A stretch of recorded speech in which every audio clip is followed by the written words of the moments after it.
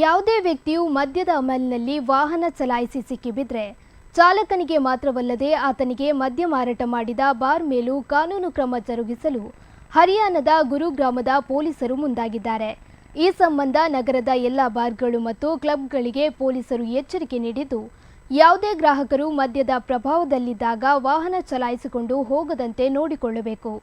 ತುಂಬಾ ಹೊತ್ತು ಮದ್ಯ ಸೇವಿಸುವಂತಹ ಗ್ರಾಹಕರನ್ನ ಬಾರ್ನ ಬೌನ್ಸರ್ಗಳು ಇಲ್ಲವೇ ಸಿಬ್ಬಂದಿ ಗುರುತಿಸಬೇಕು ಮತ್ತು ಗ್ರಾಹಕರು ಸುರಕ್ಷಿತವಾಗಿ ಮನೆಗೆ ತಲುಪಲು ಅನುವಾಗುವಂತೆ ಟ್ಯಾಕ್ಸಿಯಂತಹ ಸಾರಿಗೆ ವ್ಯವಸ್ಥೆಗಳನ್ನು ಮಾಡಬೇಕು ಎಂದು ಪೊಲೀಸರು ತಿಳಿಸಿದ್ದಾರೆ.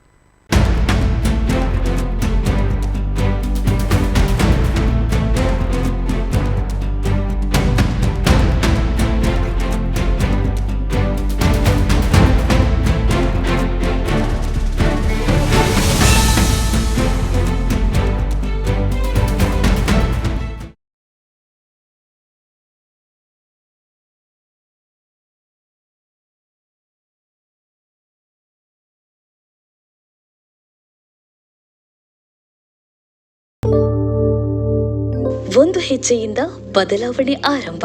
ಆ ಹೆಜ್ಜೆ ಇಲ್ಲಿಂದಲೇ ಪ್ರಾರಂಭ. ನಾವೆಲ್ಲ ಒಟ್ಟಿಗೆ ಸೇರಿ ಮುಂದಿನ ಭವಿಷ್ಯವನ್ನು ಕಟ್ಟೋಣ. ನಮ್ಮ ಅವಶ್ಯಕತೆ ಇರುವವರ ಜೊತೆ ನಾವು ನಿಲ್ಲುತ್ತೇವೆ. ಹಸಿದವರಿಗೆ ಅನ್ನದ ಜೊತೆ ಪ್ರೀತಿ, ಕಾಳಜಿ, ಬೆಂಬಲ ನೀಡುತ್ತೇವೆ. ಅಗತ್ಯ ಇದ್ದವರ ಬಳಿ ಹೋಗಿ ಶಿಕ್ಷಣ ನೀಡಿ ಅವರ ಬದುಕನ್ನ ಹಸನಾಗಿಸಿ ಕನಸು ನನಸಾಗಿಸುವ ಭರವಸೆ ನೀಡುತ್ತೇವೆ.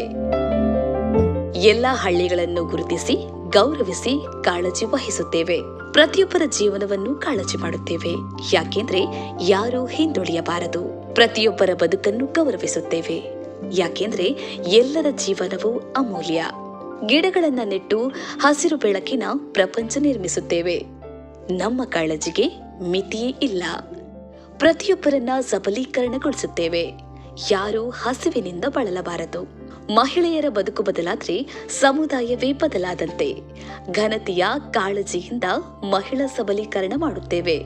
ಕಲಿಕೆಯಿಂದ ಬದಲಾವಣೆ, ಆ ಬದಲಾವಣೆಯಿಂದ ಪ್ರಗತಿ. ಯುವ ಮನಸ್ಸುಗಳಿಗೆ ಮಾರ್ಗದರ್ಶನ ನೀಡಿ ನಾಯಕತ್ವ ಬೆಳೆಸುತ್ತೇವೆ. ಎಲ್ಲರೂ ಒಟ್ಟು ಸೇರಿ ಕಾಳಜಿ ಮಾಡುತ್ತೇವೆ.